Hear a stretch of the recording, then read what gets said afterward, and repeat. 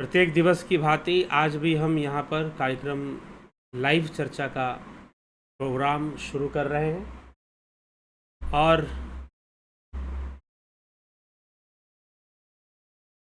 आज का जो विषय है केवली अवस्था,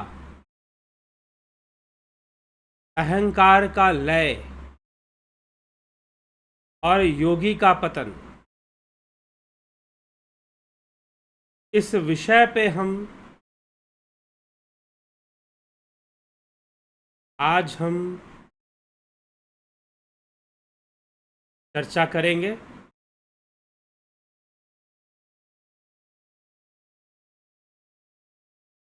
तो यह जो विषय है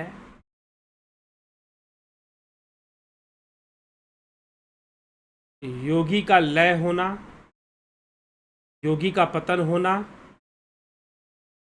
अहंकार का लय होना, ये क्या बातें हैं? केवली अवस्था क्या है, अहंकार का लय, योगी का पतन। जी हाँ, कुछ इन विषयों पर ही आज की चर्चा है।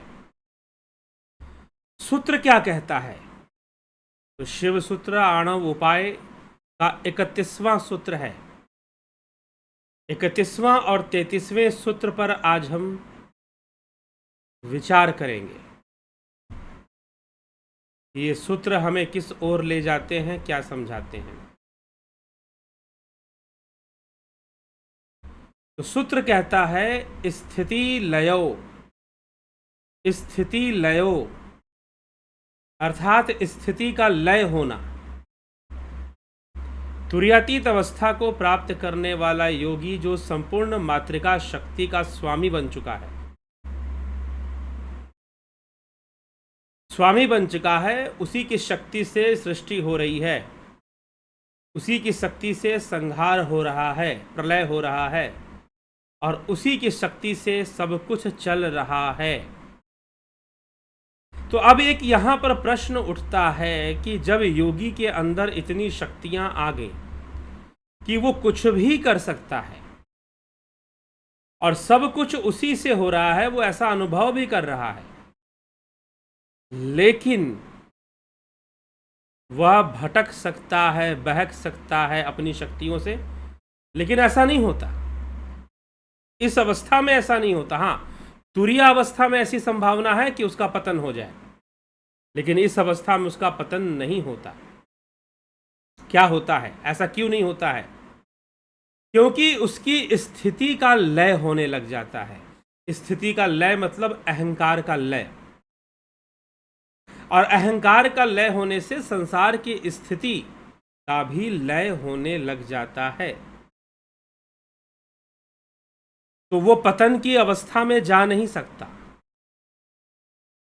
वह पतन की अवस्था में कभी जा नहीं सकता, क्योंकि वो तो लय कर रहा है, क्योंकि उसका लय हो रहा है। और जब उसका लय हो रहा है तो अहंकार तो है नहीं, और पतन होने के लिए, मोह होने के लिए, आसक्ति होने के लिए किस तत्व का होना जरूरी है? तो अहंकार का होना जरूरी है। अहंकार होगा तभी लोभ मोह काम क्रोध ये भी काम करेंगे।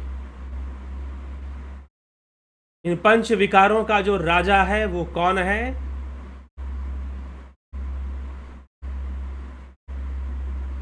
जो पंच विकारों का राजा है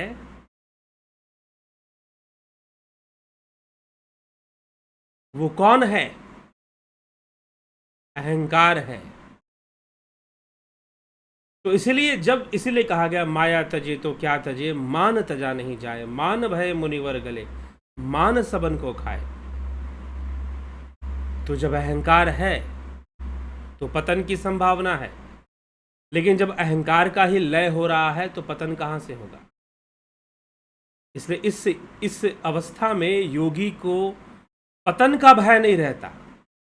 सिद्धियों से उसका पतन नहीं होगा, सिद्धियां हैं उसके पास, लेकिन उसका पतन नहीं होगा। तो सिद्धियों में आसक्त नहीं होगा, सिद्धियों में उसकी आसक्ति नहीं बन पाएगी, और वह स्थिर चित्त रहेगा, स्थित प्रज्ञ रहेगा। अपनी अखंडता को बनाए हुए रहेगा, कभी खंडित नहीं हो पाएगा वो। तो इसी संदर्भ में ये स्थिति लय अर्थात स्थिति का लय होना। दूसरा सूत्र क्या कहता है कि तत् प्रवृत्तावप्य निरासः सवे त्रिभावता। पहला सूत्र स्थिति का लय होना, अर्थात बहिर्मुखता का आभास और चिन्मय प्रामित्र भाव का पर विश्रांति, दोनों ही शिव योगी को अपनी शक्तियों का प्रसार ही करते हैं। मतलब शक्तियों का प्रसार हो रहा है, लेकिन उन शक्तियों में उसकी कोई आसक्ति नहीं है, उसका कोई अहंकार नहीं है कि मैं ये हूं या मैं वो हूं। ठीक, यह विषय समझने योग्य है। फिर कहते हैं कि अपनी इच्छा के अनुसार सृष्टि, स्थिति, संहार आदि में प्रवृत्त होते रहने पर भी उसी की शक्ति से सृष्टि हो रहा है, उसी की शक्ति से संहार हो रहा है, उसी की शक्ति से स्थिति भी हो रही है। शिव योगी अपने नैसर्गिक स्वभाव से अर्थात शिव तत्व से, शिव रूप से, आत्मरूप से शुद्ध और स्वतंत्र परमेश्वर प्रमातृभाव से जरा सा भी च्युत नहीं हो सकता। जरा सा भी च्युत नहीं हो सकता मतलब वो वहां से डिगेगा नहीं, हटेगा नहीं, अपनी अवस्था में बना रहेगा, भले कितने भी सिद्धियां आ जाएं। क्योंकि अहंकार का लय हो रहा है, तो अहंकार का लय हो रहा है तो उसके अंदर कोई। अब आगे इस बात को बड़ी सुंदरता से अगले सूत्र में 33वें सूत्र में क्या लिखा है उसको भी हम साथ में देख लेते हैं। सुखा सुखो योर बहिर्मननम। शिव योगी जैसा व्यवहार में अर्थात उसके अंदर जो अहंकार की जो भावनाएं हैं, सुख की जो भावनाएं हैं, उनकी संवेदनाएं नहीं रहती हैं। क्या लिखा जा रहा है?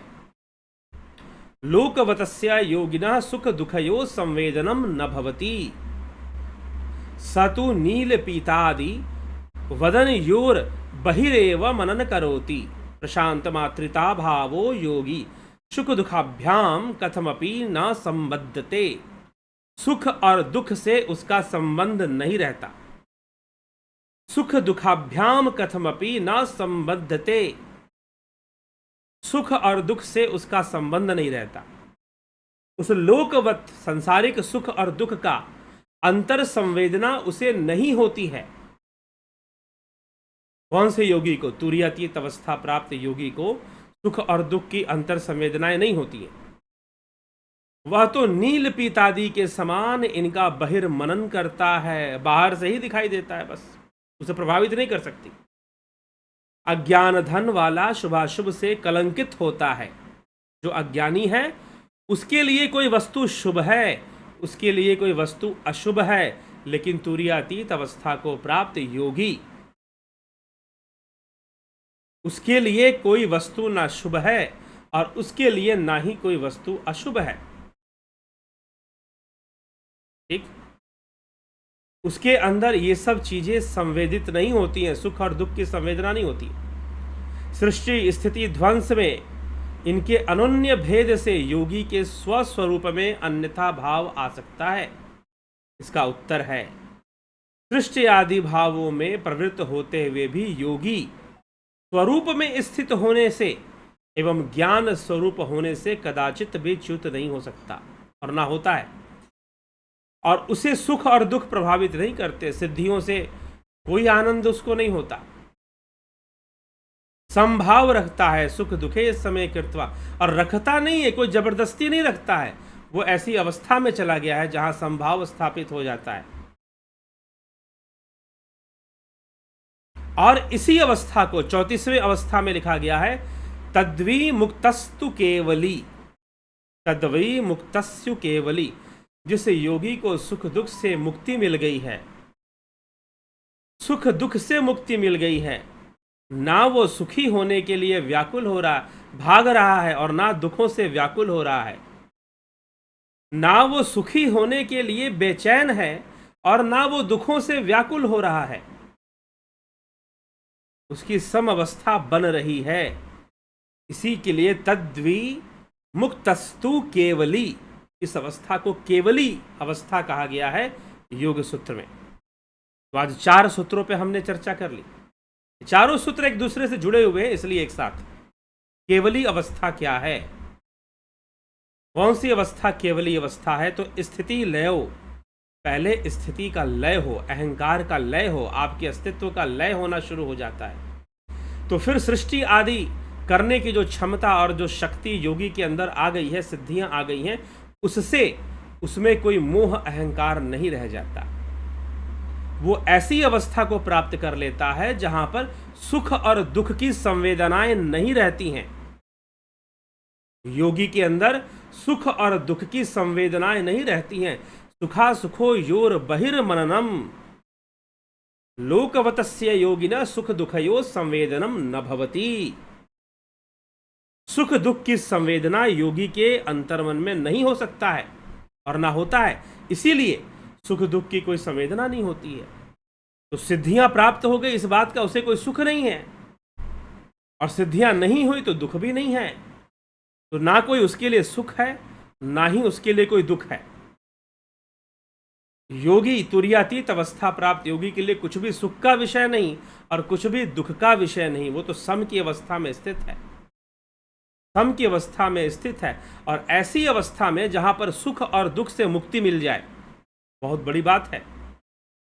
जहां सुख और दुख से मुक्ति मिल जाए, सुख और दुख से मुक्त संस्कारों से अस्पृष्ट योगी चिन्मय केवली कहलाता है। योगी को केवली अवस्था की प्राप्ति होती है।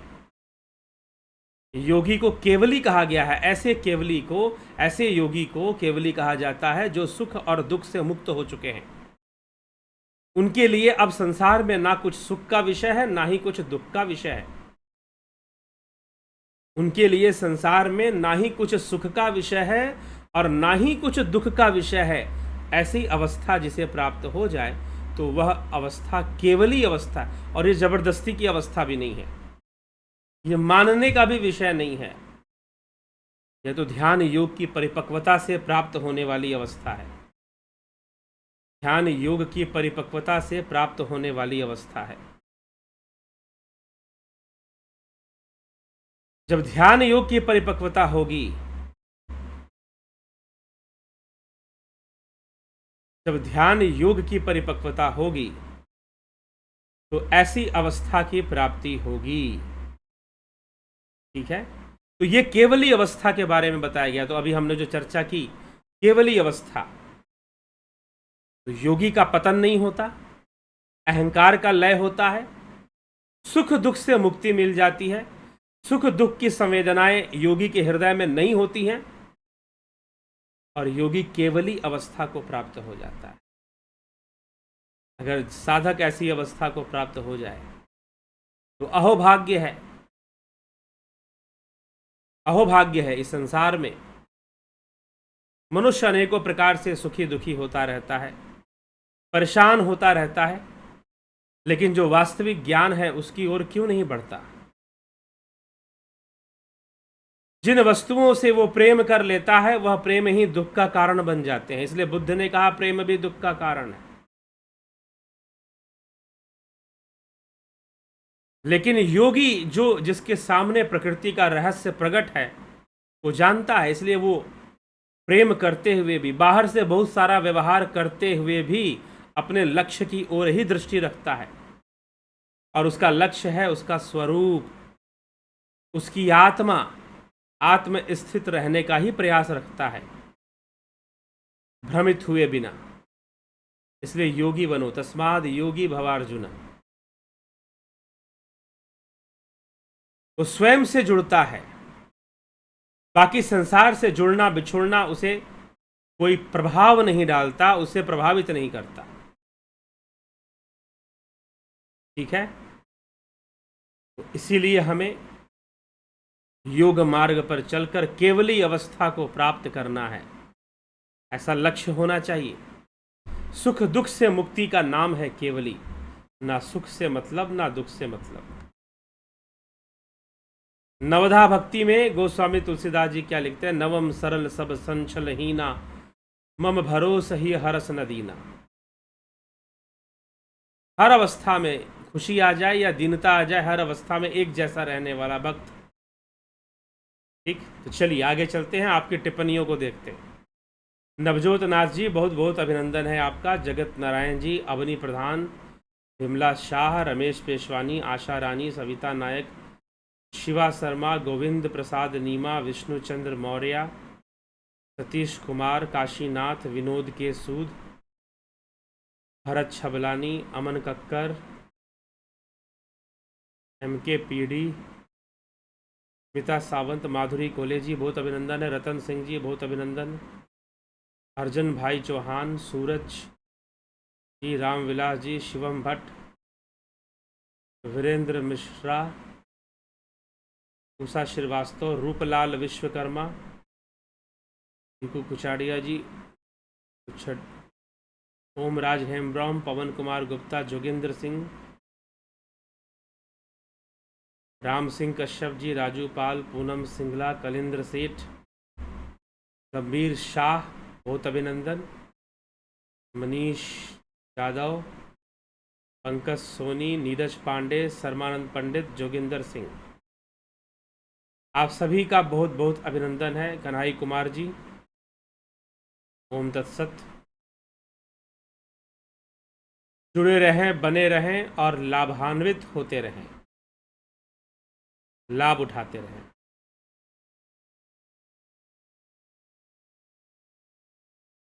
चलिए इसी के साथ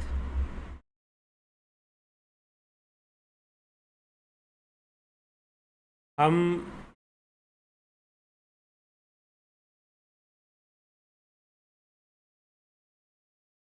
विराम देते हैं इस कार्यक्रम को, और कल फिर मिलेंगे आपसे लाइव चर्चा के कार्यक्रम में। तो हमें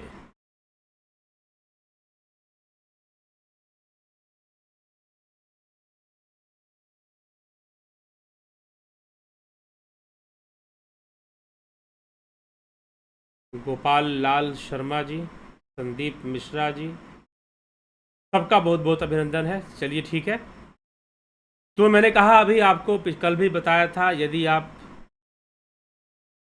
ध्यान योग कोर्स करना चाहते हैं तो ऑनलाइन कोर्स चल रहा है, लेकिन संभवतः दिल्ली में भी कोर्स होने की संभावना है।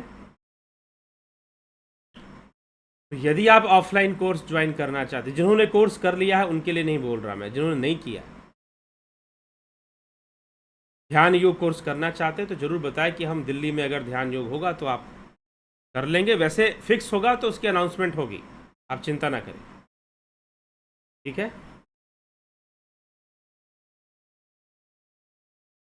चलिए इसी के साथ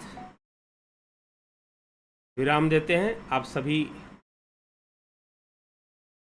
का बहुत बहुत आभार। कल फिर मिलते हैं लाइव चर्चा में 9 बजे 9 PM पर।